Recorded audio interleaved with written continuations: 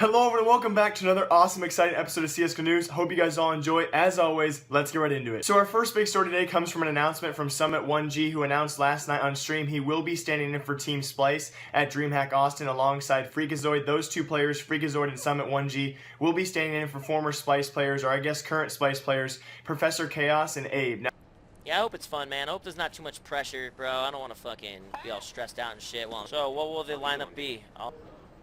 Me, Arya, Freakazoid, Jason R, Davey. Now, if you guys don't know, Abe has missed a lot of events in the past. He's missed multiple events in the actual past few months, and he's been stood in for by Shazam and Freakazoid multiple times. So again, kind of a skeptical thing going on here with Team Splice. Abe missing so many events. This time, apparently, it's actually for family vacation. So the lineup for DreamHack Austin for Team Splice will be Davey, Freakazoid, Summit, Aya, and then Jason. So it's going to be really kind of cool to see. As you guys know, a long time ago in MLG Columbus, Splice kind of snuck into that lineup and then did really terribly, and they haven't been performing too well as of late, but it'd be really cool to see this new lineup, you know, two of them being obviously replaced players, Freakazoid and Summit. It'd be really cool to see this team come out of nowhere with new strats, new kind of combos and that kind of thing, and possibly perform really well. So again, probably not going to happen, but it'd be really cool to see. And in other news, the entire organization of Team Envious is apparently building a training facility in Charlotte, North Carolina. Now, they actually have received financial backing for this from a company by the name of Sierra Maya 360, an investment firm who's invested in a lot of projects in the past,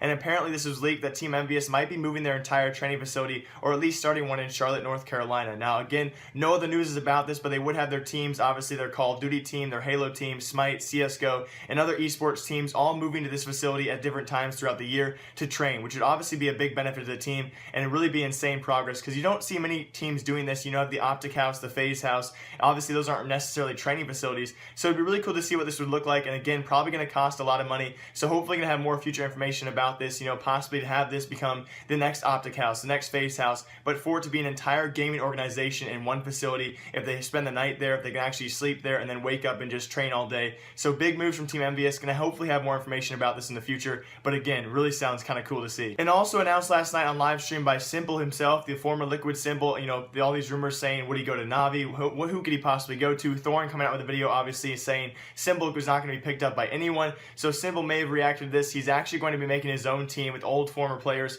First off, he actually announced on live stream he would be playing with players known as Fix and also Arch. Fix being a former Team Empire player until April. He left Team Empire, and he also was a former Flipside Tactics stand-in in 2015. Then we also have Arch, who's a current Team Phenomenon player. I love this because Team Phenomenon, obviously that Team YP lineup, who actually got disbanded from the organization, so now they're known as Team Phenomenon. Arch would possibly be leaving Team Phenomenon to join Simple and Fix, and then also they actually have a coach decided as well. Those are the only three players they have decided. They've also decided on a coach by the name of Jonta, and he actually formerly coached for Flipside Tactics and Hellraisers. So obviously the players all know each other from the past. No, I'm not going to Na'Vi. I will play with my... Okay, I have two players that I'm gonna play. First player, this one.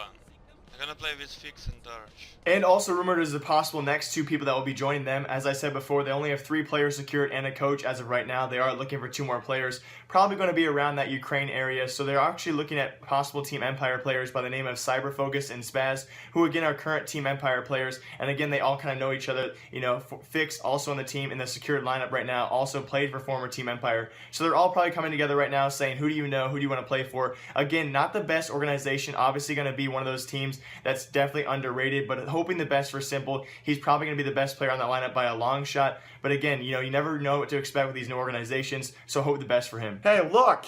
It's a kitty! And in other news, Team Tyloo, it happened again. They'll be missing another invitational due to traveling or visa issues. Not too long ago, about 2 months ago, they actually missed the RSL event, ended up going to a different tournament closer to home in China, and now just 2 months later, they said it wouldn't happen again, but again, they're now apologizing. Instead of the eFragNet company, now they have to apologize to StarLadder for missing their StarLadder I-League Invitational because of travel issues and visa issues again. It makes you wonder what's going on in that Asian scene. Why are there so many visa issues across the board over there? And again, a lot of people blaming the timing, because when you're invited to these leagues, you have to get on visas right away. Obviously, a lot of American companies and a lot of European teams don't have to worry about this near as much, that Asian scene being newer to CSGO, so a lot of people blaming them for, you know, being late to this, but again, you can't really blame them. It's a new atmosphere. They haven't been exposed to this very often, so I do really feel bad for Tyloo having the visa issues. You can't blame them. Hopefully, they can participate in more worldwide events more often, and hopefully learn to adapt and actually get those things done on time. And that's really all I have for you guys today, but I'm going to announce something special right now. If this video video, I don't want to be this guy, but I want to do some funny things for you guys. So if this video somehow miraculously breaks